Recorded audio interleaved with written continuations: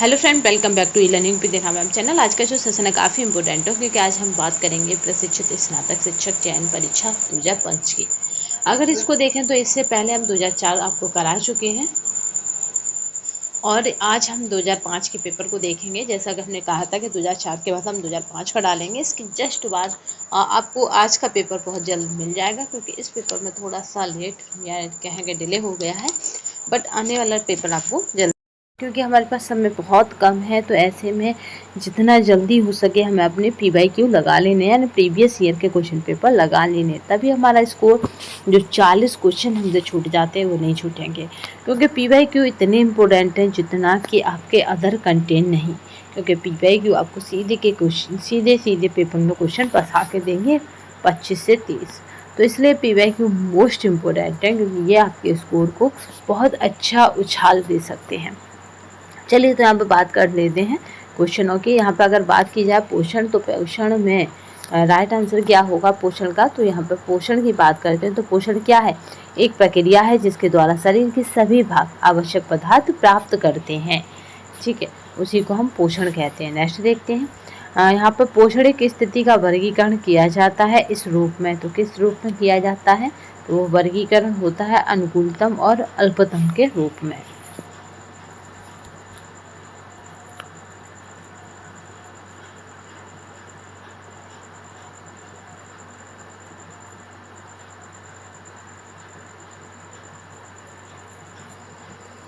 चलिए यहाँ पे आंसर कितना है 4। नेक्स्ट देखते हैं,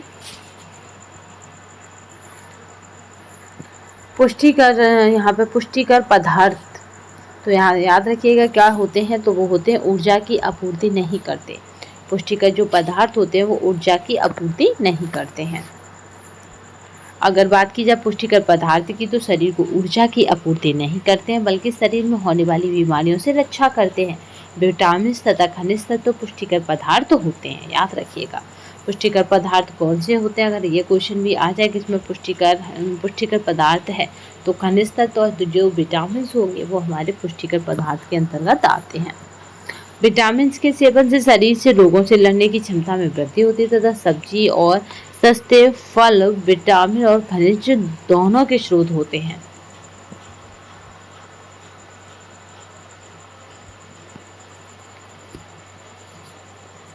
नेक्स्ट क्वेश्चन देखते हैं, यहाँ पर खाद्य ऊर्जा की क्रांतिक क्रिटिकल इकाई दिखाइए। तो यहाँ पे दिखाई जाती है ऐसे में, तो जब आपको खाद्य ऊर्जा की क्रिटिकल और या क्रांतिकल इकाई दिखाई जाती है तो वो किस तरह की होती है यहाँ पे।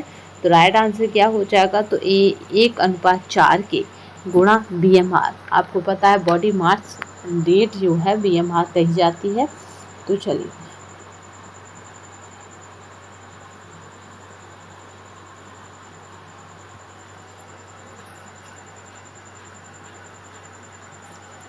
BMR दिखाई जाती है। भोजन के 3 महत्वपूर्ण कार्य हैं, शरीर निर्माण, ऊर्जा प्रदान करना, सुरक्षा प्रदान करना। क्या करना, शरीर का निर्माण करना, ऊर्जा प्रदान करना और सुरक्षा प्रदान करना। कार्बोज के अंतर्गत श्वेत सार और शर्करा 2 तत्व होते हैं। ये दोनों प्रमुखतः शरीर को ऊर्जा प्रदान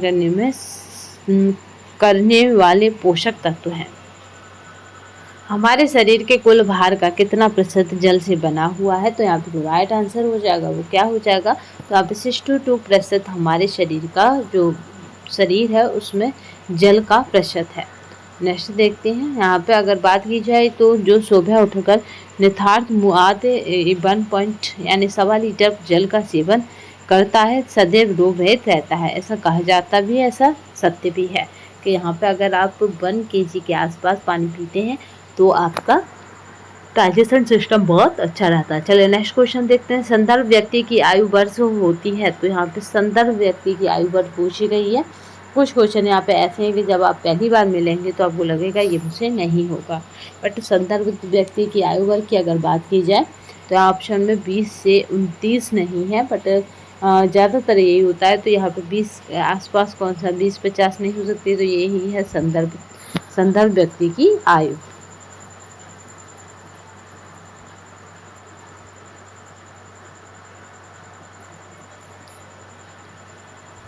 नेक्स्ट देखते हैं RDI यानी संस्कृति आहारी अंतर्ग्रहण इससे प्रभावित होता है। तो आईडीआई की बात करें तो ये किससे प्रभावित होगा, तो यहाँ पे जो होगा पारिवारिक आकार से। किससे प्रभावित होगा ये, तो पारिवारिक आकार से ये प्रभावित होता है। नेक्स्ट क्वेश्चन देखते हैं। एक संतुलित आहार में ऊर्जा अधिकांशतः प्राप्त होती है, तो इससे तो किससे प्राप्त हुई संतुलित आहार में, तो वह अनाजों और बाजराओं से ऊर्जा प्राप्त होती है संतुलित आहार में।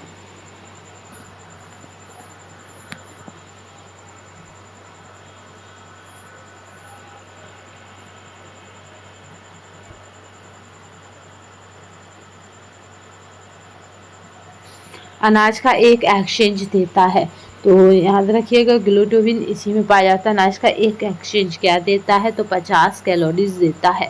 ये ऐसे क्वेश्चन है जिन्हें आपको केवल और केवल क्या करना है, इन्हें आपको PYQ के माध्यम से लगाने ही लगाने हैं, क्योंकि इतना डीपली या कहें कि इस तरह के क्वेश्चन को हल करने के लिए आपको बहुत बारीकी से अपने सिलेबस या कहें मेथड को देखना होगा। तो इसलिए इनको PYQ लगाने से क्या होगा कि आपके अंदर कॉन्फिडेंस आएगा तथा इस तरह के अगर क्वेश्चन आते हैं तो आप उन्हें हैंडल कर पाएंगे। वसा को पचाने के लिए आवश्यक एंजाइम लिपेज पाया जाता है, तो ये अगर यह किस में पाया जाता है, तो अमाशयी रस में पाया जाता है।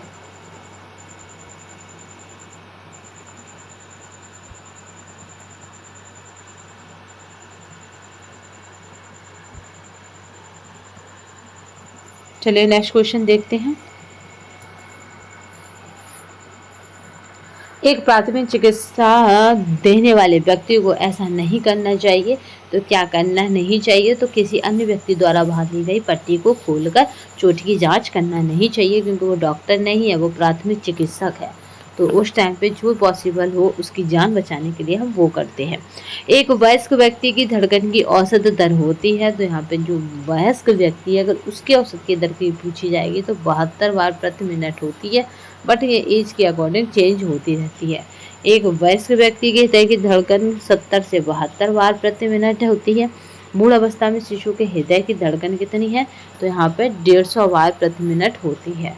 ठीक है, जबकि नवजात शिशु की धड़कन 120 बार प्रति मिनट तथा वृद्धावस्था में 60 बार प्रति मिनट होती है। 60 बार प्रति मिनट कब है, वृद्धावस्था में।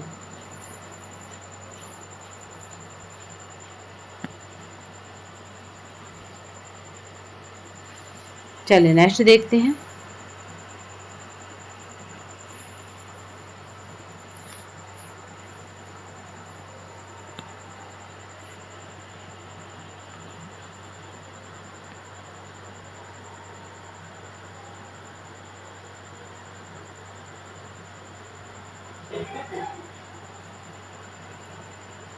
चलिए नेक्स्ट क्वेश्चन देखते हैं। वयस्क के लिए सामान्य रक्तचाप है, तो वयस्क जो पुरुष होते हैं या स्त्री होती है उनके लिए तो 90 से 120 होता है, याद रखिएगा। ठीक है, 90 से 120 होता है आपका जो बीपी होता है। चलिए सामान्य स्थिति, अगर इससे घटता है तो क्या हो जाता है, तो आपका लो हो जाता है, और जब इससे बढ़ता है तो सामान्य यहाँ पे क्या है, हाई हो जाता है।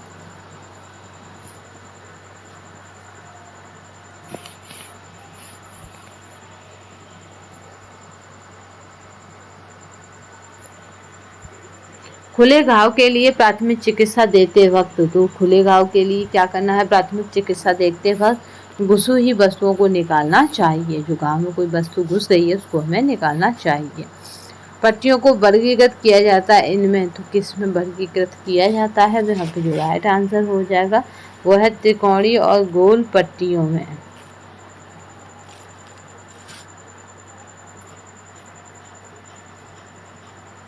एक व्यक्ति जिसके कपड़ों में आग पकड़ ली गई हो और उसकी मदद के लिए हमें नहीं करना चाहिए, तो उस व्यक्ति को क्या करना है, उस व्यक्ति को चारों ओर दौड़ाना नहीं चाहिए, क्योंकि इससे क्या होगा, ऑक्सीजन मिलेगी, जिसको हम आमतौर पे कहते हैं कि हवा मिलेगी, और हवा से आग अपना रुख या के और प्रबल कर लेती है या फिर और तेज हो जाती है आग।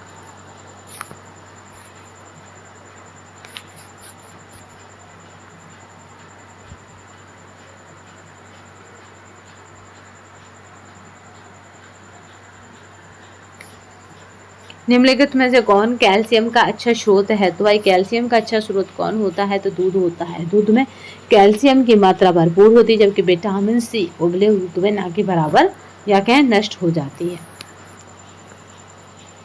शरीर में 400 ग्राम कैल्शियम होता है और शरीर में 1400 ग्राम कैल्शियम होता है, याद रखेंगे, सॉरी। और यहाँ पे 70% मात्रा हड्डियों और दांतों में निहित रहती है।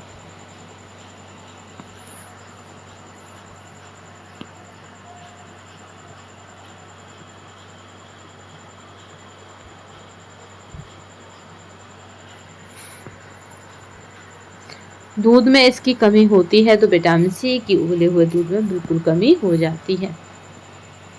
दूध एक संपूर्ण आहार है, फिर भी इसमें विटामिन सी और आयरन की हीनता पाई जाती है। दूध में बसा पायस के रूप में और केशिन यहाँ पे कैल्शियम के सीनेट के रूप में होता है। दूध की सफेदी केशिन के कारण तथा घी में क्या पीलापन कैरोटीन के कारण होता है। ठीक है, दूध की सफेदी किसके कारण है? तो केशिन के कारण, और घी का पीलापन कैरोटीन के कारण होता है। भैंस के दूध में वसा की मात्रा गाय के दूध की अपेक्षा अधिक होती है।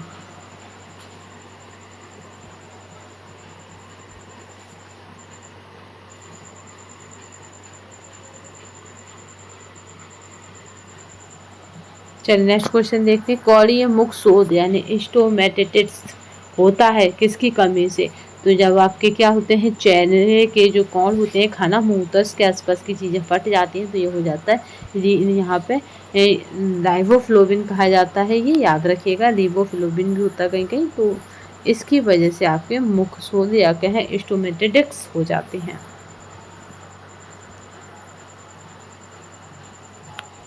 नेक्स्ट देखते हैं मंदाकिनी यानी डायस्पेक्सिया का अर्थ है। तो डायस्पेक्सिया का क्या अर्थ है? तो वो है यहाँ पर बदहजमी से।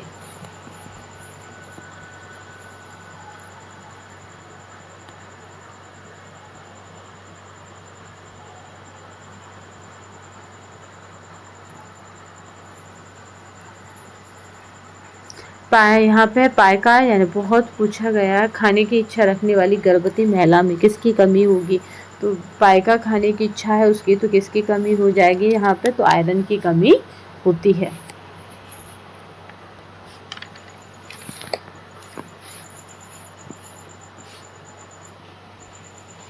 और महिला में आयरन की कमी होती है। शरीर में लोहांश बहुत कम मात्रा में पाया जाता है। एक प्रौढ़ व्यक्ति के शरीर में कितना आयरन होता है? तो 2 से 5 ग्राम लोहा होता है, जबकि नवजात शिशु के शरीर में लोहे की मात्रा अधिक होती है।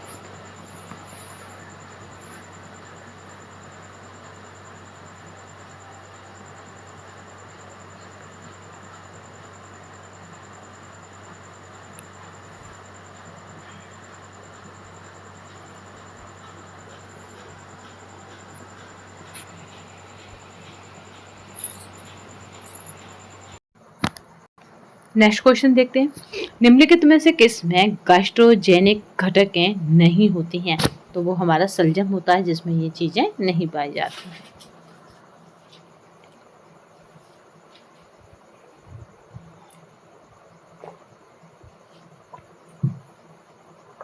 नेक्स्ट क्वेश्चन देखते हैं। निम्नलिखित में से किस अनाज के प्रति 100 ग्राम में अधिक प्रोटीन होता है? तो वो ज्वार होता है।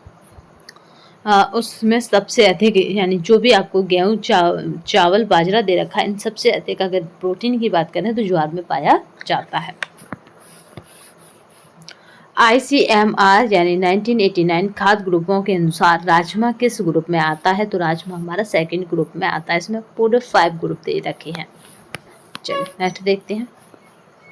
फलियों के अंकुरण से तो यहाँ पे विटामिन सी की मात्रा बढ़ती है। ठीक है, अगर फलियां क्या हो जाती हैं, अंकुरित हो जाती हैं, तो विटामिन सी की मात्रा बढ़ती है। ब्राउन किसका एक अच्छा स्रोत है? तो यहाँ पे राइट आंसर क्या हो जाएगा कि किसका अच्छा स्रोत है? तो ये बी ग्रुप विटामिन और प्रोटीन का अच्छा स्रोत है।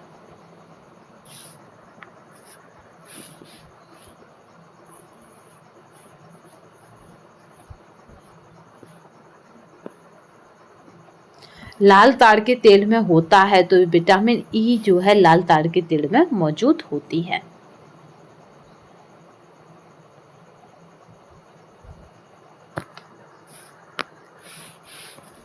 नेक्स्ट देखते हैं, शर्करा को वर्गीकृत किया गया है इस रूप में। तो यहाँ पे गैर विकारी खाद्य पदार्थ के रूप में हम शर्करा को वर्गीकृत करते हैं।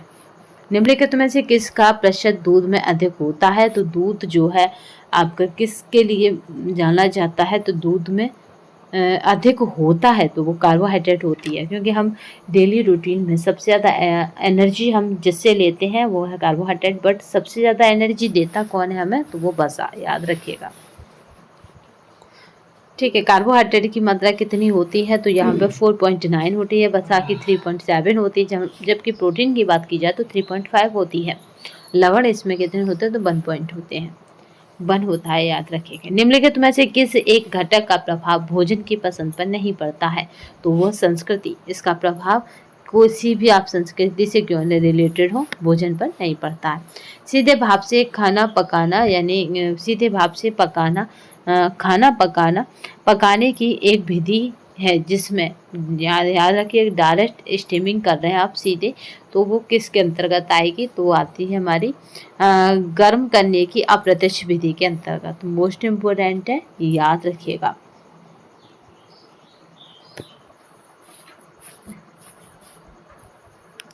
कीड़वन बढ़ाता है, तो कई बार एग्जामों में आ चुका है। तो विटामिन सी की मात्रा कीड़वन के द्वारा बढ़ जाती है, क्योंकि आपने देखा होगा जब हम किसी चीज़ में कीड़वन पैदा करते हैं तो उसमें क्या हो जाता है? हल्का खट्टापन आ जाता है। तो जब जिस चीज़ में खट्टापन हो जाता है वहाँ पे विटामिन सी उत्पन्न हो जाती है या विटामिन सी मौजूद हो जाती है।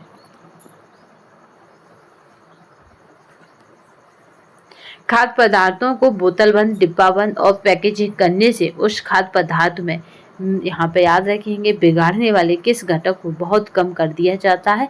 तो ये हम कहते हैं ना, डिब्बाबंद प्रोडक्ट बहुत देर में ख़राब होते हैं, क्योंकि उनमें क्या क्या कर दिया जाता है? तो वायु की उपलब्धता, इसको क्या कर दिया जाता है? कम कर दिया जाता है। जब एयर नहीं जाएगी तो वो खाद्य पदार्थ काफ़ी लंबे टाइम तक आपके साथ सुरक्षित रहेगा। खाद्य संरक्षण के निम्नलिखित में से किस विधि में एंजाइमों में से किस विधि में एंजाइम विकृत हो जाते हैं? तो याद रखेंगे यहाँ पे विकृत हो जाते हैं, तो वो हमारी कौन सी विधि हो जाएगी? तो वो हो जाएगी यहाँ पे निर्जलीकरण। ज्ञान है, तो ज्ञान क्या है? तो ये मानवीय स्रोत है। ज्ञान क्या है? मानवीय स्रोत है। गर्भावस्था के दौरान भोजन का अतिरिक्त हिस्सा होता है, तो यहाँ पे याद रखेंगे 75 ग्राम। 16 से 18 वर्ष की किशोरावस्था की लड़कियों के लिए प्रोटीन की संशुद्ध दैनिक हिस्सा होता है ग्राम दिन में। तो यहाँ पे जो राइट आंसर हो जाएगा वो है 50। ज्वार के दौरान देना चाहिए, तो यहाँ पे जो राइट आंसर है वो है सरलता से पचने वाले खाद्य पदार्थ, यानी फीवर के टाइम पे हमें सरलता से जो डाइजेशन हो सके उन्हें खाद्य पदार्थों को लेना चाहिए। दूध में मिलावट की जांच किस यंत्र से होती है? तो यहाँ पे जो राइट आंसर है वो लैक्टोमीटर के द्वारा हम पता करते हैं दूध में कितनी मात्रा में पानी मौजूद है। यहाँ पे ORS घोल में जल के प्रति लीटर में साधारण नमक, सोडा, बाइकार्बोनेट और पोटेशियम क्लोराइड की क्रम से कितनी मात्राएं ग्राम में होती हैं? तो यहाँ पे जो राइट आंसर है वो क्या हो जाएगा? तो यहाँ पे याद रखिएगा, एक एक क्रम से देखिए। प्रति 1 लीटर में साधारण नमक की कितनी होगी? तो 3.5 होगी। अगर यहीं पे बात की जाए यहाँ पे सोडा बाइकार्बोनेट की 2.5 होगी, पोटेशियम क्लोराइड की बात की जाए तो 1.5 होगी। चलिए नेक्स्ट देखते हैं। टाइफाइड किस माध्यम से फैलता है? तो जल और आहार के द्वारा हमारा टाइफाइड फैलता है। कशेरी दाल के कारण होता है, तो यहाँ पे लिथेरिज्म जो है वो कशेरी दाल के कारण होता है।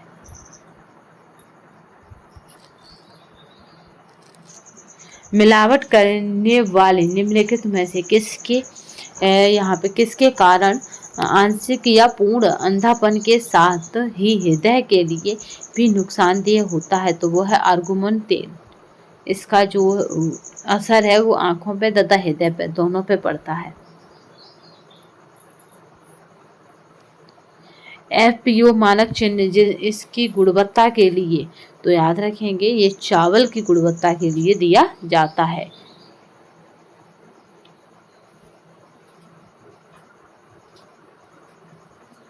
ठीक है, FPO मानक चिन्ह, तो ये चावल की गुणवत्ता के लिए दिया जाता है। नेक्स्ट क्वेश्चन को देखते हैं यहाँ पर। पारिवारिक सदस्यों के लिए सिलाई और बुनाई वाली एक पत्नी उदाहरण है किसकी? तो यहाँ पे जो राइट आंसर होगा, यानी सिलाई और बुनाई कर लेती है, तो ऐसी पत्नी किसकी उदाहरण रहेगी उनके लिए? तो यहाँ पे जो राइट आंसर है वो क्या हो जाएगा? वास्तविक प्रत्यक्ष आय की।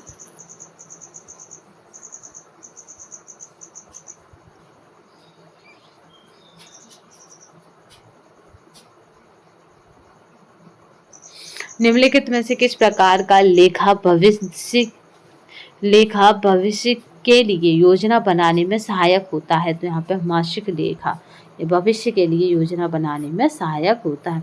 किस प्रकार के बैंक खाते में धनराशि एक निधि अवधि के लिए जमा की जाती है? तो वो है यहाँ पे सावधि जमा लेखन के लिए, सावधि जमा लेखा। नेक्स्ट, उपभोक्ता संरक्षण अधिनियम कब प्रारंभ में आया? तो यहाँ पे यार राइट आंसर कितना हो जाएगा?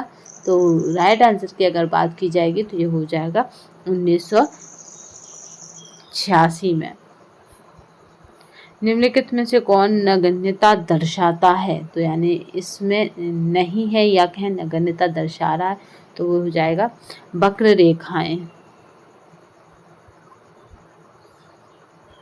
निम्नलिखित में से कौन सा रंग गौरवशाली, प्रभावशाली और संपन्न माना जाता है?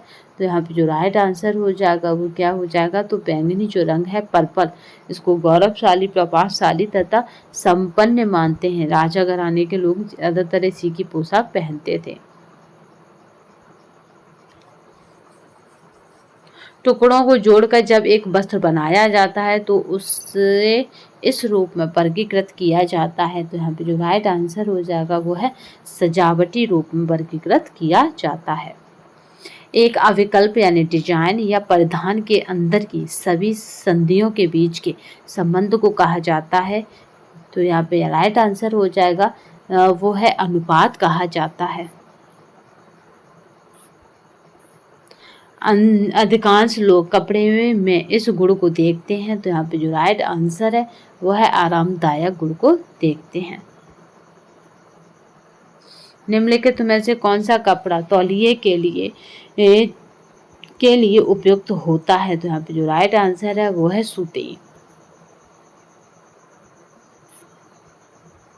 कपड़ों की खरीदारी के लिए दिन का कौन सा समय उपयुक्त होता है? तो दोपहर के बाद का समय कपड़ों की खरीदारी के लिए उपयुक्त होता है। तभी आपने देखा होगा कि जितने भी शोरूम वगैरह है कपड़ों के, वो क्या है 10 या 11 के बाद ही खुलते हैं।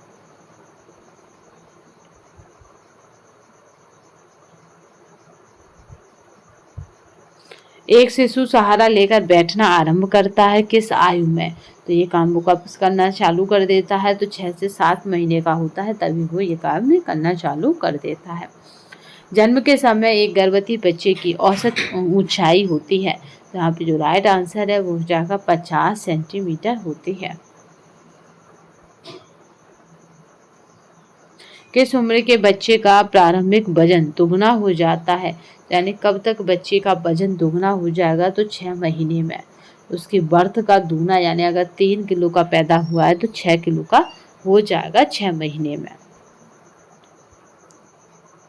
1 वर्ष की आयु तक उसका वजन जन्म से तिगुना हो जाता है। ठीक है, याद रखिएगा 1 वर्ष की आयु में क्या हो जाता है? उसका वजन तिगुना हो जाता है। तो यानी यहाँ पे 9 हो जाएगा।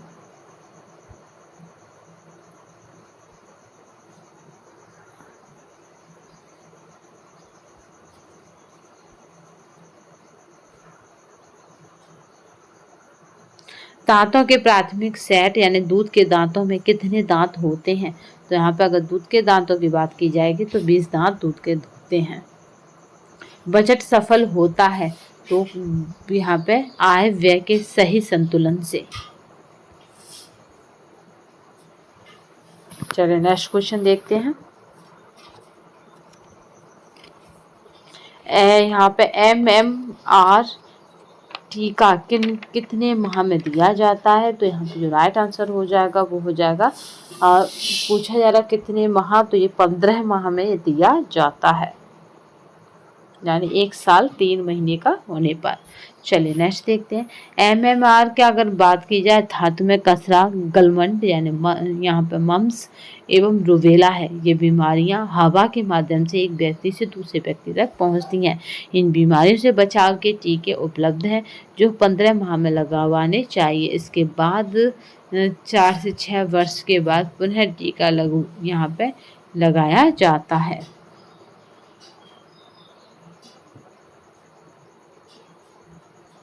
इफ्यूजा क्या है, तो इफ्यूजा की अगर बात की जाती है तो ये है नज़दीकी संबंध और हवा है।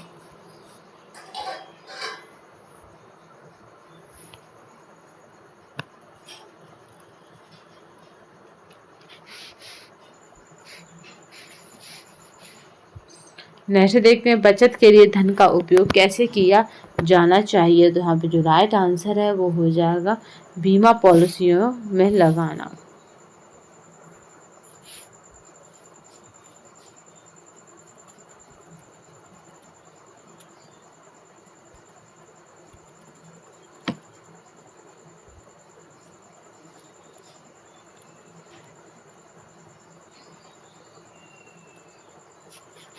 चलिए नेक्स्ट देखते हैं, वाहन सज्जा या कहें बाहरी सज्जा में महत्वपूर्ण है, तो जब बाहर की सज्जा अगर कोई करता है तो उसके लिए सबसे महत्वपूर्ण हो जाता है रंग का चुनाव।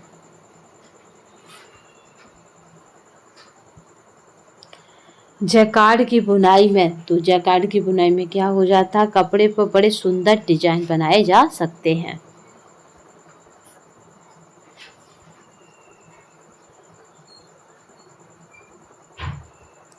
जेवल पानी काम आता है, तो जेवल पानी की अगर बात की जाएगी तो ये कब काम आएगा जेवल पानी, तो याद रखेंगे कपड़े के दाग छुड़ाने के लिए।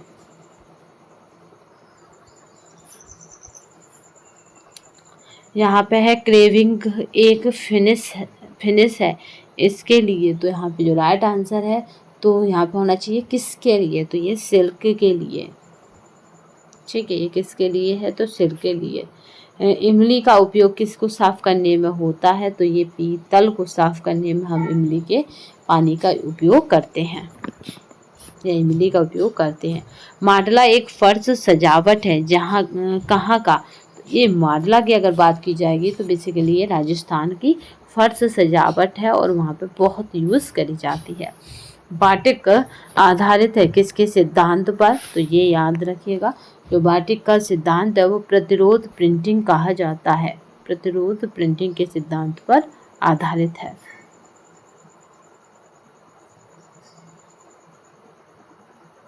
निम्नलिखित में से क्या कपास के लिए उपयुक्त नहीं है, तो जब हम कपास की बात करते हैं तो कपास के लिए मूल रंजक उपयुक्त है और यहाँ पर टंकी उपयुक्त, पानी उपयुक्त है। इन्होंने पूछा उपयुक्त नहीं है, तो यहाँ पे है बिखरा या डिस्पर्स रंजक उपयुक्त नहीं है। नेक्स्ट क्वेश्चन देखते हैं,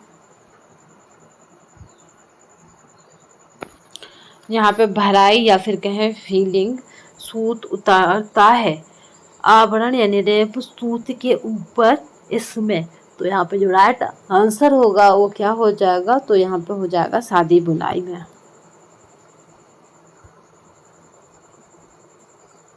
पॉलिस्टर सूत बनाया जाता है इसके द्वारा, तो यहाँ पे जो राइट आंसर है वो क्या हो जाएगा, द्रवित कताई के द्वारा। रंगों के नाम इसके द्वारा दिए जाते हैं, तो यहाँ पे जो राइट आंसर है वो क्या हो जाएगा, तो रंगों के नाम इसके द्वारा दिए जाते हैं, तो तीव्रता के द्वारा। निम्नलिखित में कौन प्राथमिक रंग नहीं है, तो यहाँ पे प्राथमिक रंग की बात आ रही है तो हरा जो है प्राथमिक रंग नहीं है।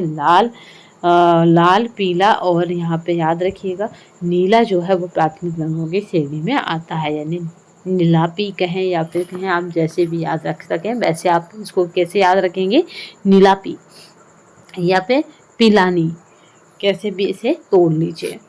बट आपको याद ये जरूर रखना है, मोस्ट इम्पोर्टेंट है, क्योंकि मैंने प्रैक्टिस सेट किस में 4 में भी ये देखा था, प्रैक्टिस सेट 5 में भी ये रिपीट हो रहा है।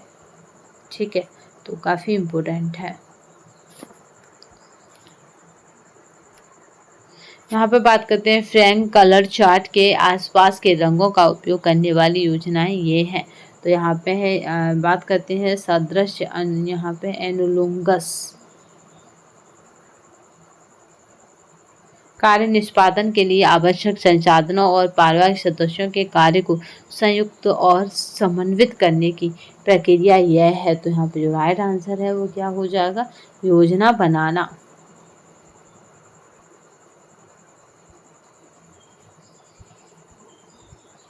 अभिवृद्धिजनक परिवर्तनों से संबंधित संदेशों को श्रेष्ठता से चित्रित किया जा सकता है किसके, इसके द्वारा। तो यहाँ पे जो राइट आंसर है वो हो जाएगा पोस्टरों के द्वारा।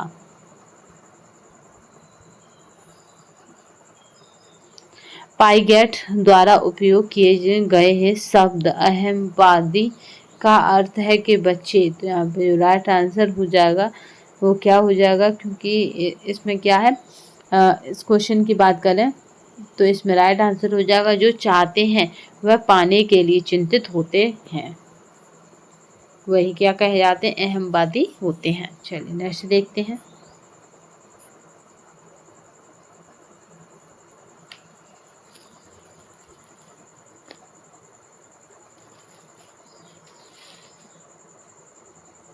चलिए नेक्स्ट देखते हैं आप।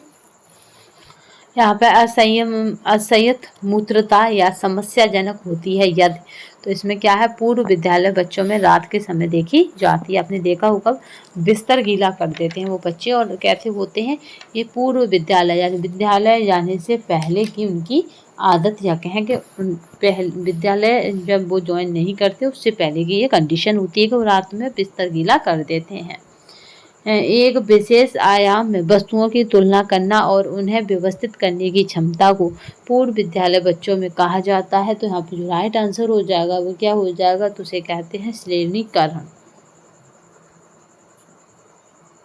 सभी संस्कृतियों में शिशु लगभग एक ही आयु में तुतलाना आरंभ करते हैं, जो यह दर्शाती है कि यह व्यवहार प्रभावित होता है यहाँ पे इसके द्वारा।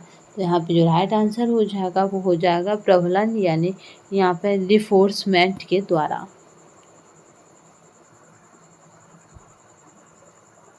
अनौपचारिक शिक्षा के लिए पाठ्यक्रम होना चाहिए। तो यहाँ पे जो राइट आंसर है वो हो जाएगा सरल होना चाहिए। धीमा विकास करने वाले बच्चों को इसके द्वारा पहचाना जाता है। तो यहाँ पे जो राइट आंसर है वो हो जाएगा गति या कुशलता या समन्वय में देरी।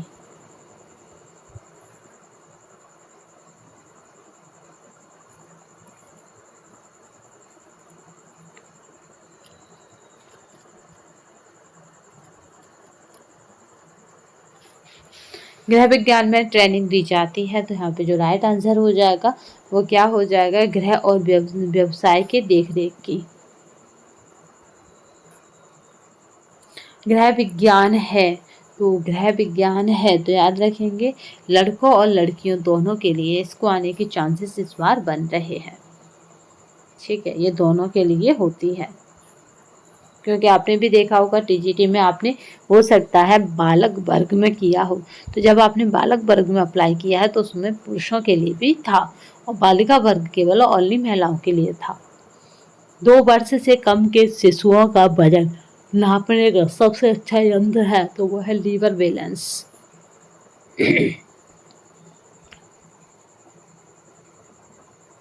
चलिए नेक्स्ट क्वेश्चन देखते हैं। अगर एक बच्चे में पौष्टिकता की कमी है तो उसके सर की परिधि क्या हो जाएगी, छाती से छोटी होती है।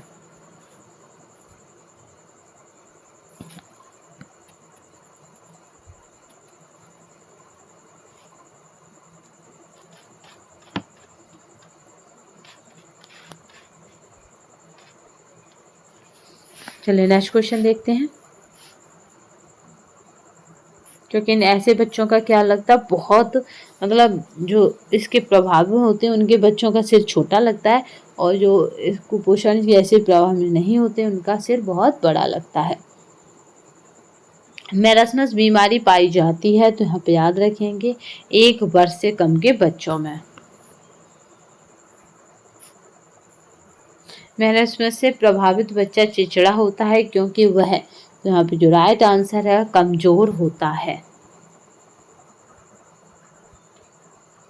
नाइट ब्लाइंडनेस का अर्थ है, तो ये क्या है, तो ये है अंधेरे में ना दिखना।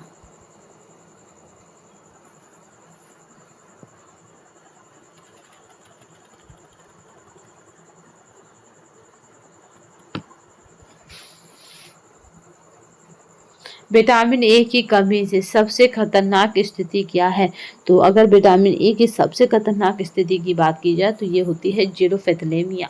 अगर हम अपनी आंखों को सुरक्षित करना चाहते हैं तो विटामिन ए से हमें अपनी दोस्ती बढ़ानी होगी, या कहें कि विटामिन ए की चीज़ों को हमें खाना होगा, जैसे सफोद सारी सब्जियों में कद्दू। 1 वर्ष से 5 वर्ष तक के बच्चों के लिए विटामिन ए की डोज होती है, तो यहाँ पे 10 लाख के पास होती है विटामिन की डोज, याद रखेंगे। 10 लाख एक याद रखेंगे, उसके पास है विटामिन की डोज। 5 वर्ष के बच्चों को विटामिन दी जाने वाली डोजेस की संख्या 11 होती है। 5 वर्ष में वो 11 बार विटामिन ए की डोज ले लेगा। लोहे का कार्य है, तो यहाँ पे यह राइट आंसर हो जाएगा कि लोहे का कार्य क्या है, तो ऑक्सीजन पहुंचाना। लोहे यानी आयरन का, याद रखेंगे।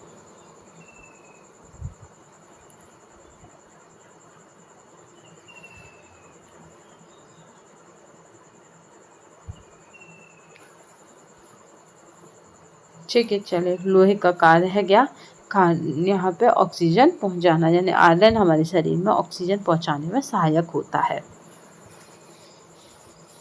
अगर प्रौढ़ व्यक्ति के लोहे की मांग की बात की जाए तो यहाँ पर 4 से 5 ग्राम लोहा पाया जाएगा।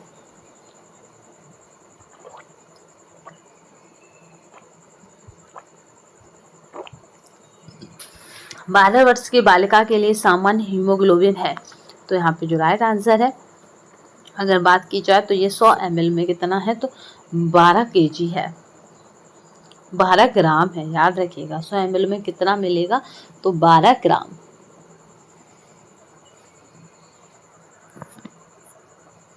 बाम की संख्या बढ़ जाने से हो सकता है, तो क्या हो सकता है, यहाँ पे बैक्टिक स्पॉट्स हो जाते हैं, बेटिक स्पॉट्स जो है वो हो जाते हैं।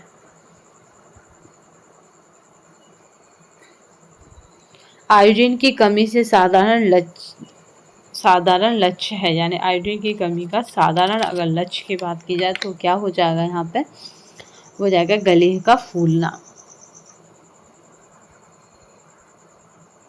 आयोडीन युक्त तेल के 1 मिलीग्राम के यहाँ पे इंजेक्शन से क्या बचाव हो सकता है, तो यहाँ पे याद रखेंगे क्या होगा बचाव, तो हो जाएगा 1 वर्ष तक।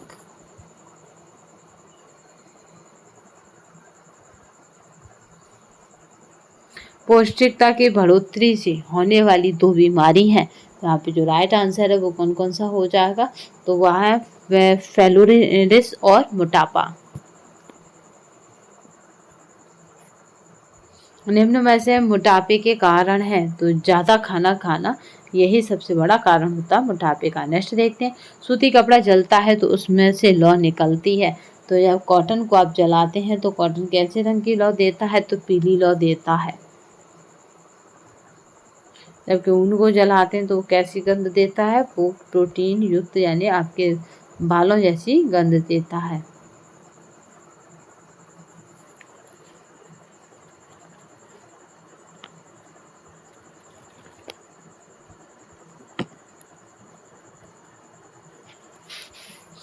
यहाँ पे है रेयॉन को धोने वाले डिटर्जेंट में होना चाहिए, तो यहाँ पे जो राइट आंसर है उसकी बात की जाएगी तो इनमें से कोई नहीं होना चाहिए, क्योंकि रेयॉन मानव निर्मित प्रथम सूत है या कहे रेशा है।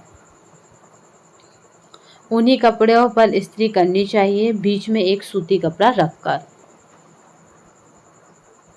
ऊनी कपड़ों के लिए सबसे अच्छा ब्लीच कौन सा है? तो हाइड्रोजन परऑक्साइड जो है वो ऊनी कपड़ों के लिए सबसे अच्छा ब्लीच है।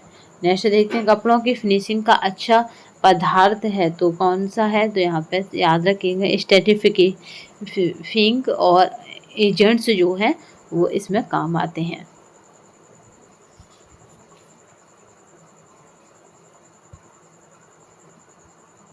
गृह प्रबंधन गृह विज्ञान का कौन सा महत्वपूर्ण अंग है? तो ये है पहला अंग है।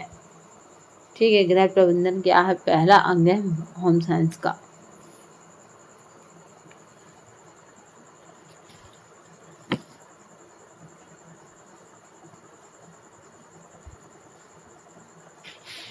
परिवार में गृहिणी के व्यक्तित्व का सबसे मार्मिक पक्ष कौन सा है? तो वो माता का पक्ष होता है। वृद्धावस्था व्यक्ति के लिए वस्त्र का चुनाव करते समय मुख्य बात का ध्यान रखेंगे तो वो है रंग के चुनाव का। सर्वप्रथम गृह विज्ञान कॉलेज किस नाम से जाना गया? तो वह है लेडी इरविन कॉलेज, दिल्ली में।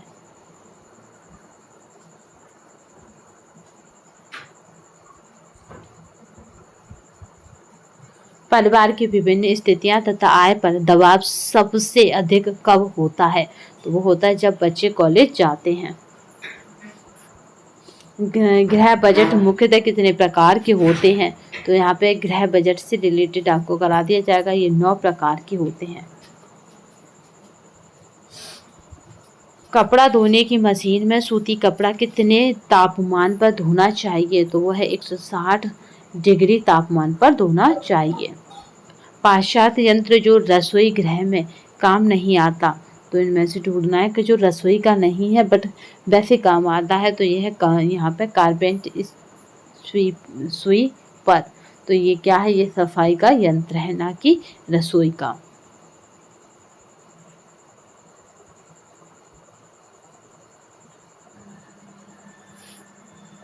घरेलू कार्यों को करने के लिए कितने प्रकार के ईंधन प्रयोग में लाए जाते हैं?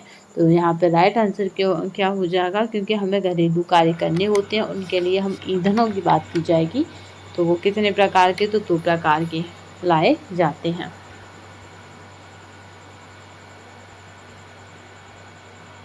रसोई गृह में खाना पकाने के लिए सबसे अधिक उपयोगी लाइट कौन सी होती है? तो होती है ट्यूबलाइट। बैठक और पढ़ने के कमरे में कितने वाट का बल्ब होना चाहिए? मोस्ट इम्पोर्टेंट और आने के चांसेस हैं, तो याद रखिएगा ये 100 वाट का बल्ब होना चाहिए। मकान की परिभाषा क्या है? तो यहाँ पर मकान की परिभाषा है संवेगात्मक लगाव से।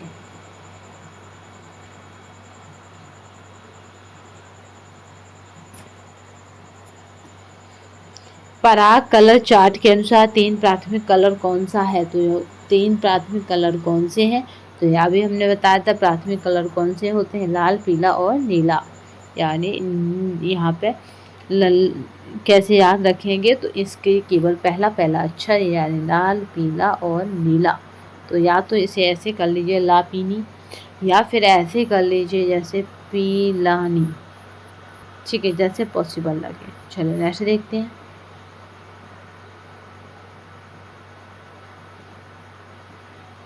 यहाँ पे बात करते हैं बड़े फर्नीचर पर किस तरह का कपड़ा लगाना चाहिए? तो ये हो जाएगा बड़े बड़े फूलों का कपड़ा ना लगाना चाहिए। अगर बड़ा फर्नीचर है उससे क्या होगा? फर्नीचर छोटा दिखने लगता है।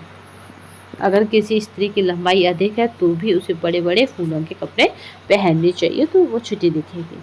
लंबी गर्दन की स्त्रियों के ब्लाउज का गला कैसा होना चाहिए? तो चौकोर होना चाहिए। ठीक, इस तरह का।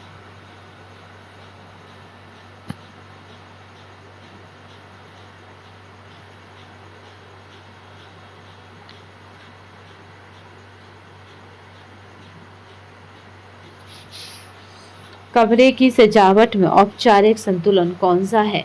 तो यहाँ पे जो राइट आंसर हो जाएगा कि औपचारिक संतुलन कौन सा है? तो वह केंद्र के दोनों ओर एक बराबर की वस्तु।